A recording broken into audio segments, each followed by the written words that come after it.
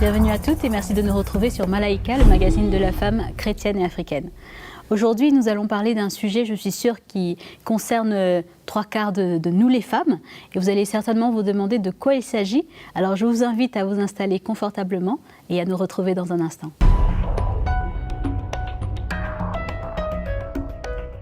Alors voilà, le thème d'aujourd'hui, c'est femmes et vie professionnelle. Donc comment concilier notre vie de femme, d'épouse, de mère et notre vie professionnelle, si on en a ou si on veut en avoir.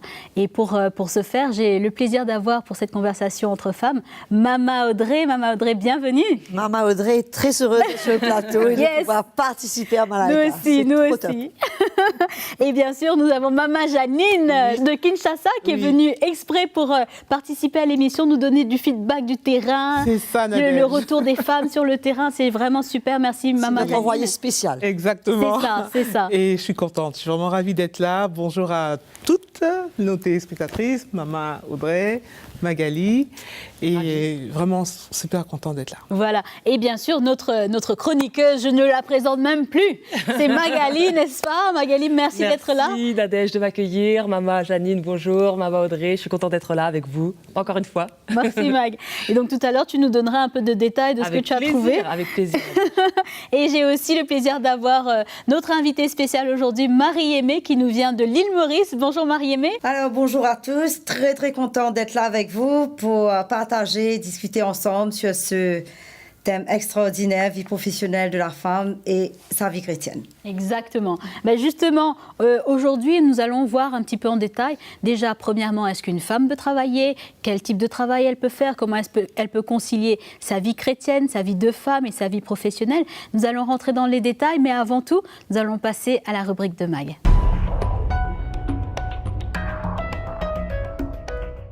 Voilà Magali, donc du coup, on sait que tu contextualises, voilà, tu cherches des chiffres, je cherche des chiffres, précis. des données, voilà, pour aider aussi Mama Audrey à nous donner son opinion d'un point de vue chrétien sur ce sujet. Moi, ce que je trouve important, c'est quand même de montrer comment les femmes en Afrique travaillent, quel est le pourcentage de femmes qui peuvent travailler, etc. Parce qu'il faut savoir, je vais te dire tout à l'heure, qu'il y a encore des pays où on interdit à la femme de travailler. Il y a 8 pays africains qui sont concernés. Donc je vais commencer un petit peu par vous donner quelques détails sur mes recherches. Alors c'est vrai que dans la plupart des pays du monde, il y a 40% des travailleurs sont des travailleuses. Donc les femmes quand même dans le monde travaillent. Les seuls pays qui dépassent la barre des 50%, d'ailleurs, ce sont des femmes qui sont sur le marché du travail en Afrique. Donc c'est quand même assez positif. 50%. C'est réjouissant. Voilà, tout à fait. C'est très réjouissant, comme tu dis. Et donc les femmes représentent plus de 50% de la main-d'œuvre dans plusieurs pays africains, parce que ce sont les femmes qui sont dans les champs, ce sont les femmes qui sont au marché, ce sont les femmes qui vendent des tissus, Enfin, les femmes font beaucoup de choses. Moi, je suis contente d'être une femme. Exactement. Voilà, c'est super. Alors, la plus forte concentration de main-d'œuvre féminine, Mama Audrey, se trouve dans 5 pays. Alors, vous avez le Zimbabwe, 52,8% de femmes qui travaillent. Au Malawi aussi, 52,2%. La Gambie, Libéria et la Tanzanie, où donc il y a plus de 50%, ce sont des femmes qui travaillent. Par contre, comme je vous l'ai dit tout à l'heure, voilà, il y a au moins 15 pays où on interdit à la gente féminine de travailler. Au Cameroun, par exemple, c'est encore encore chez moi, oui, qui est camerounaise. Oui, voilà, c'est pour ça qu'il faut faire une émission pour les femmes. Écoute, voilà, exactement. Malaika est là pour ça. Donc c'est vrai qu'au Cameroun, on interdit encore aux femmes de travailler. Dans certaines tribus. Dans certaines tribus, il y a des lois encore assez fort. Où les maris interdisent à leurs femmes de travailler, et c'est en vigueur encore aujourd'hui. Vous avez le Gabon aussi, vous avez la Guinée, la Mauritanie, le Niger. Il y a aussi en République, en tout cas les données que j'ai trouvées, en République démocratique du Congo, au Soudan et au Tchad. Donc c'est vrai que pour ces femmes qui sont encore sous ces lois, ça doit être vraiment difficile pour elles. Alors, bien sûr, peu à peu quand même, on ne va pas dresser toujours un tableau tout noir des choses. C'est vrai que peu à peu quand même, l'époque où les femmes africaines étaient réduites qu'aux tâches ménagères, à rester à la maison, etc., ça commence un petit peu à évoluer. Voilà, aujourd'hui, elles participent au même titre que les hommes dans la vie sociale, dans la vie publique. Elles sont plus nombreuses aussi à se distinguer dans ce qu'elles font au quotidien. Par exemple, au Rwanda, elles occupent 51 des 80 sièges de l'Assemblée nationale. Ouais, c'est excellent. Excellent. En Côte d'Ivoire, ce sont les femmes qui dirigent 60% des entreprises. Waouh! Qui sont dirigées. Moi, je vais aller en Côte d'Ivoire. Et aussi on va te trouver un mari ivoirien. Voilà. Et aussi dans pas mal de pays africains, la loi sur la parité déploie ses effets. Donc c'est très minime, on ne va pas non plus exagérer. Mais c'est vrai que dans plus en plus de pays africains, la loi sur la parité commence à évoluer. Les hommes commencent un petit peu à laisser un peu de la place aux femmes. En tout cas, le mérite de cette loi, c'est qu'elle existe. Elle existe. Voilà, c'est elle a le mérite déjà ça. d'exister. Mais quand même, au Cameroun, on y a été, Nadège. Il y a plein de femmes qui travaillaient. Mais il y a encore dans certaines mentalités de certaines tribus, parce que nous, on n'était que à Yaoundé. Yaoundé, c'est la capitale. On était à Douala aussi. Hein. Et à Douala aussi. En fait, Douala, c'est la capitale économique et Yaoundé, c'est la capitale politique. Mais c'est deux grandes villes avec beaucoup d'activités économiques. Par contre, dans les villages. Voilà. Quand on arrive maintenant aux petits villages, dans des petites régions et surtout dans certaines tribus, il y a encore cette perception de la femme qui doit rester à la maison, qui ne travaille pas. Ce qu'elle peut faire, c'est d'aller au champ. Elle va aller au champ, elle va récolter les aliments de base pour nourrir la famille, etc. Donc c'est quelque chose qui est présent dans le village, dans la mentalité du village. C'est ça. Alors après, vous avez, moi j'ai bien aimé cette citation que j'ai trouvée de l'ancien président du Mozambique, qui disait que pour que les femmes puissent continuer justement à s'émanciper pour pouvoir travailler, elles doivent pouvoir choisir avec qui elles se marieront et déterminer elles-mêmes l'opportunité et le moment de leur grossesse. Alléluia. Un homme qui a dit ça, le président du Mozambique, qui est vraiment, il a compris quelque chose, parce que c'est vrai, c'est comme ça en fait qu'on va pouvoir, que les femmes vont pouvoir s'émanciper. Et aussi, je voulais faire un petit rappel quand même, dans la Bible, on voit qu'il y a beaucoup de femmes aussi dans la parole de Dieu qui travaillaient. Moi, je pense par exemple à Lydie, qui était dans le Nouveau Testament. Lydie qui était marchande de pourpre de la ville de Thyatire. C'était une femme qui craignait le Seigneur, qui était vraiment quelqu'un qui servait le Seigneur aux côtés de Paul. La Bible parle d'elle. Voilà, la Bible parle d'elle et on voit que elle gérait une entreprise et que vraiment elle assurait quoi. Moi j'aimais bien aussi Dorcas. Je me souviens de ce passage que j'aime beaucoup quand Dorcas est morte et tout le monde pleurait parce qu'elle faisait des vêtements, parce qu'elle était active, elle faisait plein de trucs, elle bénissait les gens. Et une femme qui travaille et qui arrive aussi à servir le Seigneur, c'est justement le thème de ce débat. C'est vraiment l'idéal. Voilà. Donc voilà. Super, merci Magali pour ce portrait je trouve. Voilà. Et puis il y a des points vraiment positifs dans ce que Magali énonçait. Maman Janine, comment ça se passe à Kinshasa? Est-ce que la femme est une travailleuse comme on a décrit, que Magali a décrit si bien? Absolument. La femme est une travailleuse à Kinshasa, donc on trouve les femmes dans des métiers divers et variés. On peut trouver les femmes dans les plus hautes fonctions de l'État, pas la présidente de la République, mais on a des femmes ministres de la famille, une femme. On a des femmes qui travaillent dans les administrations, beaucoup de femmes fonctionnaires, dans les écoles aussi, et dans tout ce qui est commerce. Donc on va avoir des femmes qui tiennent des salons de coiffure, qui tiennent des ateliers de couture. Donc on les retrouve un peu dans tous les domaines de la vie économique. Oui.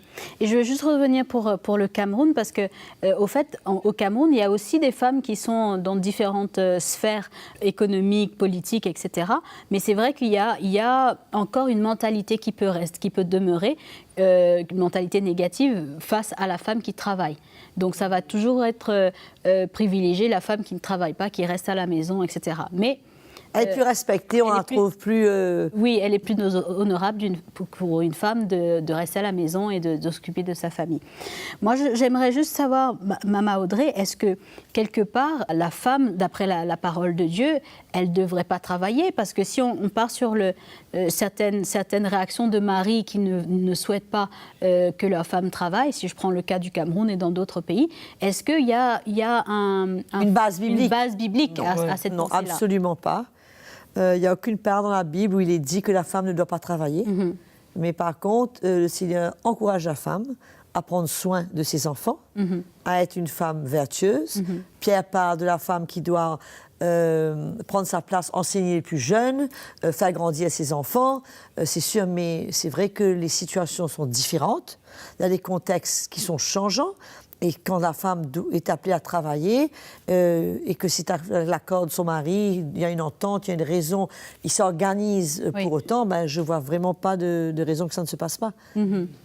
Et au niveau du travail qu'elle doit choisir, comment est-ce qu'elle peut faire pour s'assurer que son travail n'est pas au détriment de sa famille? Est-ce qu'il Est-ce que j'ajouterais d'ailleurs à cette question, est-ce qu'elle peut être carriériste aussi? Voilà, est-ce qu'elle peut faire carrière, Voilà, être ministre, est-ce qu'elle peut... dans la société? Tout est relatif, on ne peut pas généraliser. Je veux dire, peut-être que ses enfants sont grands, qu'ils sont maintenant 15-16 ans, et qu'ils peuvent, quand même, ils sont assez autonomes, que son mari est bien organisé, qu'elle peut... Je présume que si elle est ministre, elle doit certainement avoir des gens qui travaillent chez elle, qui peuvent aider dans les tâches ménagères, puisqu'elle n'a pas le temps de le faire. Je choisis de faire autre chose.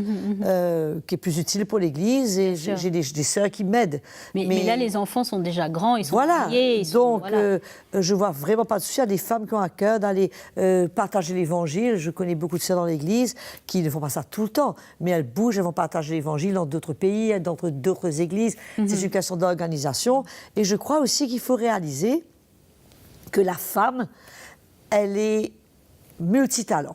Voilà, multitâche. Elle est créative, elle est débrouillarde, elle a du talent, elle a des capacités, elle a du potentiel et elle trouve des idées. Je crois qu'elles peuvent facilement trouver des choses à faire parce qu'elles ne sont pas juste là. On ne voit plus beaucoup de femmes aujourd'hui tricoter. Oui. Ouais. Avant, les femmes elles restaient chez elles, mes grands-mères et tout, elles tricotaient, elles cousaient. Mais aujourd'hui, c'est plus le cas. Les femmes ont d'autres aspirations que de rester chez elles et tricoter.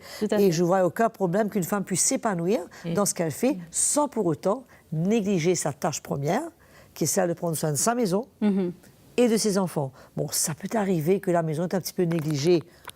Pour un temps, ça arrive à tout le monde. On se réorganise. C'est pas le péché impardonnable. On n'arrive jamais à des situations idéales. C'est sûr. Même si elle reste chez elle aussi, il n'y a jamais des situations idéales.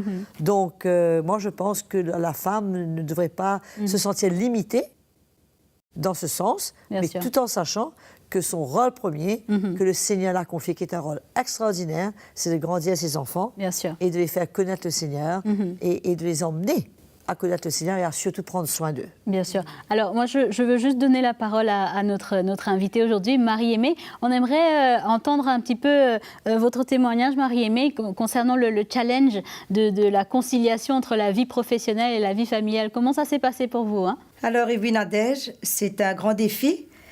Et avant tout, je veux toujours retourner à la parole concernant le cœur du Seigneur pour la femme. Comment le Seigneur voit la femme, et que le Seigneur, il donne un choix à l'homme comme à la femme. Et il y a cet espace, il y a cette liberté aussi qu'il donne à la femme. Et bien sûr, dans sa première responsabilité, comme c'est mentionné, comme Maman Audrey a dit, c'est de prendre soin de sa maison, ses enfants. Mais en même temps, dans les circonstances là où on vit, que ce soit dans notre communauté, dans notre maison, notre environnement, on a un choix, on a une responsabilité, on a un choix, on a une décision à prendre. Et c'est de voir est-ce qu'on peut ou on ne peut pas travailler. Parce que notre première responsabilité, bien sûr, c'est de s'occuper de notre maison. Donc avant même qu'elle prenne la décision de travailler, c'est de voir aussi les paramètres. De voir les paramètres familiaux. Je veux dire aussi quelque chose, ajouter là-dessus. Il faut bien réaliser que les enfants ne restent pas petits toute leur vie. Oui, c'est sûr, heureusement. Il y a un moment donné où l'enfant, il va à l'école, ou elle a un fait peu plus autre de chose. temps. Et là, si la femme s'organise, elle trouve du temps. Bien sûr. Et moi, je pense qu'une chose, on voit Marie-Aimée, il faut mentionner quand même que Marie-Aimée a été très impliquée dans le travail social. Bien sûr. Elle a été très impliquée même au niveau de l'État.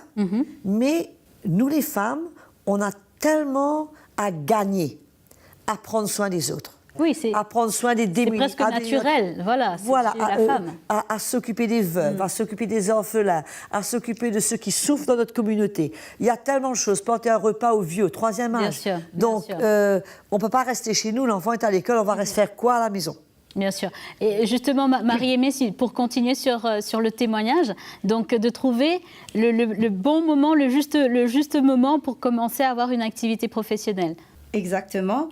Donc, je crois que si on est marié ou si la femme est libre, la femme réfléchit, voit un peu dans son environnement familial. Et si on a le soutien de notre mari, on se concerte, on parle, on est relâché, on a le soutien, le support. On sait qu'il y aura un équilibre même dans la maison quand la femme va travailler, que le mari peut prendre soin des enfants, peut prendre soin même des tâches ménagères. Pourquoi pas? Moi, mon mari a été un soutien extraordinaire pour moi, comme Audrey disait, pour que je puisse... Ça va encourager nos frères en la Afrique responsabilité. à prendre un petit peu de responsabilité dans la maison. Je crois qu'ils ont besoin... Ce n'est pas un signe de faiblesse, Voilà. ce n'est pas un signe de manque d'autorité que de prendre soin de sa femme, d'aimer sa femme, de s'humilier devant sa femme Bien et sûr. de l'aider, d'avoir Dans un les cœur tâches- dans la maison. voilà, dans Ce les n'est pas tâches du tout un signe de domestiques. faiblesse, au contraire. Tout à fait. C'est extraordinaire. Merci Marie-Aimée. Continuons. Je crois que ça réveille pas mal de passion sur le plateau. Alors, je continue. Non, c'est vrai, parce que tu peux pas aller seul dans cette activité, t'engager seul, que ce soit à faire du social, à travailler, à t'engager dans toutes ces activités seul, parce qu'à un moment donné, tu vas craquer, ça va être une pression. Mais c'est une telle grâce, si ton mari est là, te soutient, t'envoie lui-même, tu as son approbation, et que tu sais que quand tu pars, que derrière, les choses sont gérées. Et c'est paisible. C'est pas un Tu es en conflit. paix, tu es Voilà. tranquille, tu peux répondre d'une manière efficace, d'une manière même dans la joie, je dirais. C'est pas un fardeau de pouvoir répondre aux besoins des autres. Moi, j'ai été bénie de pouvoir m'occuper des enfants au niveau du social, de venir en aide aux femmes qui sont en détresse, aux enfants démunis. Donc, ça a été une grande bénédiction et qui a bénéficié à ma propre famille, moi-même. C'est intéressant. Donc en fait, si je comprends bien, l'épanouissement personnel de la femme peut aussi être au bénéfice de sa propre famille. Même son mari peut en bénéficier financièrement, spirituellement, émotionnellement. Maman Janine, Mais qu'est-ce que vous en pensez? Je suis tout à fait d'accord avec ce qui est dit, mais encore une fois, ça c'est un cadre vraiment idyllique. Idéal. Et souvent, ce que moi je vois en Afrique, on n'est pas du tout dans cette réalité-là. Parce que des hommes sont pas forcément le soutien que le mari de Marie-Aimée peut être pour Mais elle. on les encourage là. On les encourage. justement. Oui, mais bon, il y a Mais- encore un gros... Mais au moins, on en parle, c'est Voilà. bien. voilà. Et, J'essaie d'être optimiste, mais bon, c'est vrai que... mais en même temps, on en parle, donc c'est Ouais, c'est déjà le début de bien quelque d'en chose. parler, parce Ouais. qu'il y a un déficit de communication Voilà. dans beaucoup de sujets. Il se peut, Janine, Oui. si la sœur africaine arrive à convaincre son mari et à lui montrer les avantages C'est ça. que la famille aurait si elle travaille, si elle peut aider les gens, il faut commencer quelque part. Oui, donc j'ai le cas de cette jeune Oui. chrétienne là, que je vous avais rapporté il y a quelque temps, qui avait travaillé, enfin en tout cas qui avait repris ses études, et son mari avait été un peu, n'était pas tout à fait convaincu, mais il l'a laissé faire. Ok. Ensuite, une fois qu'elle a obtenu son diplôme, elle a voulu continuer. Et son mari n'a pas souhaité qu'elle continue parce qu'il estimait que sa place était au foyer. Probablement qu'il est aussi sujet aux traditions du village, de la C'est ville, de ça. l'endroit, de Et ce que aussi, les gens pensent. il y a aussi un côté égo, c'est-à-dire que si ma femme elle a plus de diplômes, elle a plus de capacité. un salaire et plus de capacité, l'homme ne se sent plus vraiment homme aussi. Il y a ce rapport-là aussi. Il y a C'est ce que rapport-là, il y a le rapport de la famille. Que va dire la famille si ta femme travaille? Attention, une femme qui travaille, c'est une femme qui est indépendante. Une femme qui est indépendante, c'est une femme qui va potentiellement... En tous les cas, te au quitter. moins, si la femme pouvait faire du travail social, on ne nous paye pas pour du travail social. C'est pas oui, payant. d'avoir une- Est-ce que ça existe, Et- le travail social en Afrique On n'entend Janine, pas travail tu vois. social, mais Les ONG. qu'est-ce qu'on a- ouais, Ah oui, les ONG. Voilà, Oui, de se oui, joindre à oui. une ONG, de faire du travail volontaire, Oui. au moins Sans- ça permet de s'épanouir un peu, Oui. de ne pas être toujours chez elle. Sans même passer par l'ONG, parce que pour une ONG, il faut postuler, il y a quand Voilà, même c'est ça. des critères de Il y a des sélection. petites associations. Voilà, mais il y a aussi même au niveau du village, il y a Voilà. de l'aide, il y a de Ben la voilà. solidarité, Ben et voilà. ça marche, j'ai envie de dire. C'est un bon début, c'est une bonne place pour commencer. C'est des Mais choses ça, qui elles se le font déjà. Elles le Ouais. font. Ça existe, ça. Ah ben ça c'est se bon, fait donc déjà, elles ne sont parce pas clouées à la maison toute Tout la à fait. journée, Non, elles non, sont elles quand sont- même libres d'aider. Elles ont la C'est possibilité d'aider, de prendre soin Bien sûr. du voisin, de la voisine. Ça, ce sont des choses qui existent déjà dans la société. Je vais emmener le débat un petit peu plus loin maintenant dans l'aspect, ok, elle travaille, maintenant elle est chrétienne, elle travaille. Comment est-ce qu'elle peut briller pour Jésus dans son travail? Concrètement, Ben, il y a toutes Mama les Audrey, façons de briller pour Jésus. C'est en étant représentant le Seigneur, en étant dans son intégrité, dans sa joie, dans sa simplicité, dans sa manière de l'amour qu'elle communique autour d'elle. Jésus est avec elle et de laisser Jésus vivre sa vie à travers elle, là où elle est. C'est quand même extraordinaire. Moi, je connais beaucoup de sœurs qui travaillent dans le monde et qui sont des témoignages merveilleux. Je connais des familles, des expatriés qui n'habitent pas Maurice, mais quand ils partent, ils laissent leur maison, mais les yeux fermés, puis ils savent que cette fille est chrétienne et qu'ils peuvent lui faire confiance entièrement. Mais c'est vrai que tous les chrétiens ne sont pas intègres. Voilà. Marie-Aimée, est-ce que ça a été un challenge pour vous de pouvoir garder vos valeurs, votre identité chrétienne dans le monde du travail? Alors Nadège, je crois que c'est la base. Et en même temps, c'est pas toi, c'est pas moi qui choisis. Je crois que quand le Seigneur te place dans un travail, c'est dans son plan, c'est dans sa volonté. Il saura comment t'équiper, il saura comment t'emmener, malgré les défis de la vie quotidienne dans la vie de tous les jours. Il saura comment t'équiper, comment t'emmener. C'est sûr, c'est un défi. C'est un défi, c'est un challenge. Mais avec la force du Seigneur, avec la vie du Seigneur en toi, ben, le Seigneur t'aide. Donc c'est possible. Dans tous les compromis, dans tous les tentations. Les tentations, le Seigneur t'aide. Il y a certainement des tentations, surtout dans le monde qu'on vit avec la corruption que nous connaissons. Voilà, j'allais parler de ça. Et quand on occupe des postes à certains niveaux d'influence, il y a la tentation des pots de vin, il y a la tentation de toutes les formes de corruption. Et malheureusement, c'est là. C'est pour ça que c'est important, moi je pense, qu'avant de se lancer dans quelque chose, il faut être sûr qu'on est capable de faire face et qu'on est assez établi dans le Seigneur pour faire face aux défis qui nous attendent et de compter le coup. Maman Janine. Oui, la balle est lancée, la balle est au centre. Non, mais je suis tellement d'accord avec Maman Audrey, avec ce point de vue.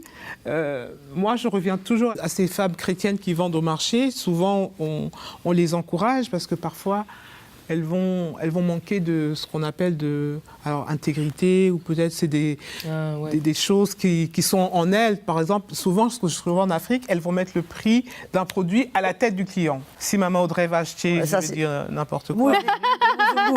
Voilà. Donc là, vous avez droit à votre prix. Moi, je vais venir, ça va être un autre prix, un autochtone. Donc on les encourage. Attention, ça, c'est pas en tant qu'enfant de Dieu. C'est pas bon. Il faut faire attention. Il faut pas faire des prix à la tête du client, mais il faut être intègre dans toute voie. Et là, le Seigneur vous bénira parce que vous n'avez pas fait des choses. Il ne faut pas avoir deux poids et deux mesures. Voilà. Et ça, c'est des choses sur lesquelles on. C'est sûr que quand on travaille et quand on rentre dans le monde du travail, on est au milieu du monde. C'est ça, c'est ce que j'allais dire. Il y a une réalité. Hein. Et là où on travaille, les pratiques, les habitudes, à moins que ce soit une firme chrétienne vraiment établie, des gens vraiment établis, mais sinon, on est entouré de beaucoup de problèmes, de manque d'intégrité, de différentes façons de faire du commerce, des petits sous-tas, de table. Quand on voit Daniel et ses trois frères, quand ils sont arrivés à Babylone, ils étaient établis. Voilà.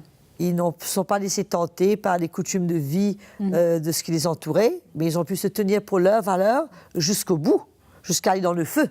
Tout à fait. Ils se sont tenus pour leur foi. Donc c'est important, je pense, d'être établis, parce qu'il ne faut pas se croire plus fort qu'on est. Il ne faut surtout pas se croire plus fort qu'on est, et parfois de se lancer dans un travail, peut-être dans une carrière, peut représenter beaucoup de dangers pour nous et peut être une cause pour nous reculer dans notre foi. De chuter, bien sûr.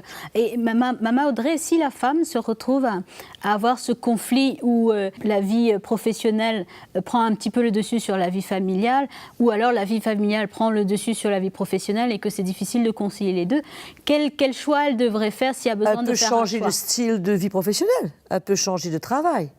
Ce n'est pas nécessaire d'abandonner l'idée de travailler. Mais si tu vois que ce travail ne me convient pas, finalement ma famille en souffre, je peux trouver une autre formule, un autre travail qui conviendrait mieux. Peut-être que ça rapportera moins d'argent, c'est pas grave, mais au moins je suis plus en paix, parce que c'est très important d'être en paix. Bien sûr. Si quand je rentre, il y a des conflits chez moi, je ne suis pas en paix, mes enfants ne sont pas contents, il y a un problème, ils en souffrent. Bien sûr.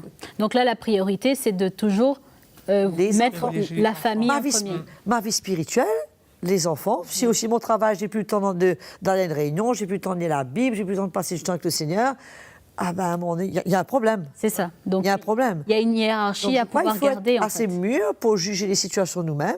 Et c'est pour ça que quand nos maris sont là, et si nos maris sont libres et ouverts, qui est l'idéal, Bien sûr. qui est l'idéal. Par exemple, moi, j'ai toujours voulu faire de la politique. Mon mari, Mickey, n'a jamais ressenti cela.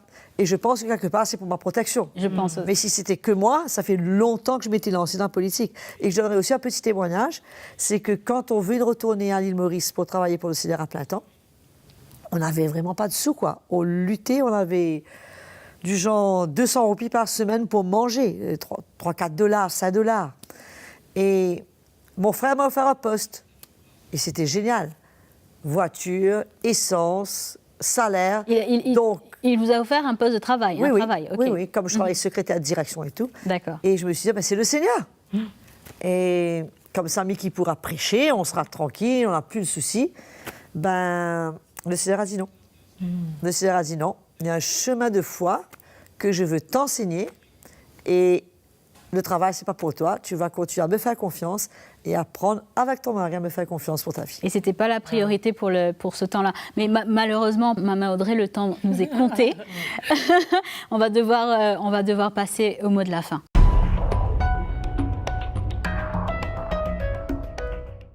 Le mot de la fin, ben, que le Seigneur nous conduise.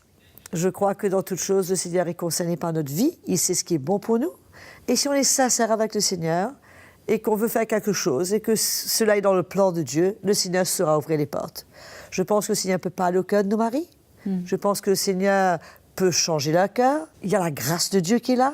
Il y a la foi que nous avons. Nous avons beaucoup d'armes à notre portée que nous pouvons utiliser pour notre vie. Donc, de ne pas abandonner, pas lâcher les bras et se dire non, il n'y a rien à faire, mon mari. Non, non, non. Je pense qu'on peut espérer, on peut faire confiance au Seigneur et on peut surtout et avant tout, Nadège, c'est de désirer d'être une bonne maman pour nos filles, pour nos petits garçons et les grandir avec l'amour de Jésus dans les voies du Seigneur. Amen. Exactement. Merci Maman Audrey, merci Maman Janine, merci Magali et bien sûr merci Marie-Aimée d'avoir fait le déplacement pour cette émission. Merci à toutes celles qui nous suivent fidèlement sur LMTV et sur toutes les chaînes qui vont passer cette émission. Nous voulons surtout vous encourager, mesdames, à considérer le fait que votre famille reste prioritaire. Le Seigneur nous a donné à toutes les femmes plusieurs capacités, plusieurs casquettes, mais sachons trouver le juste milieu, le juste équilibre dans les décisions que nous allons faire. Et vraiment inviter tout le monde, qu'il soit chrétien ou pas chrétien, à continuer à suivre ce programme pour être édifié, béni et encouragé. Et d'ici là, restez connectés sur Facebook, envoyez-nous des messages, des emails, et je vous dis merci et à bientôt.